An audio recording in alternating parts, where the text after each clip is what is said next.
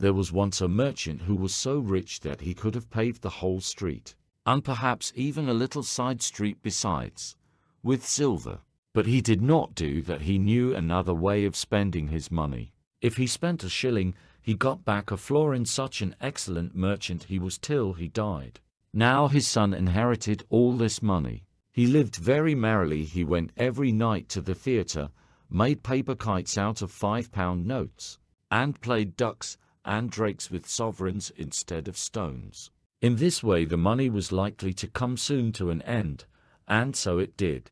At last he had nothing left but 4 shillings, and he had no clothes except a pair of slippers and an old dressing gown. His friends did not trouble themselves any more about him.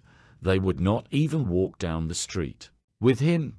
But one of them, who was rather good-natured, sent him an old trunk with the message, "Pack up." That was all very well, but he had nothing to pack up, so he got into the trunk himself. It was an enchanted trunk, for as soon as the lock was pressed it could fly. He pressed it, and away he flew in it up the chimney, high into the clouds, further and further away.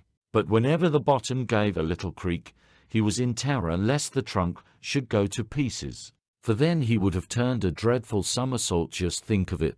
In this way he arrived at the land of the Turks. He hid the trunk in a wood under some dry leaves, and then walked into the town.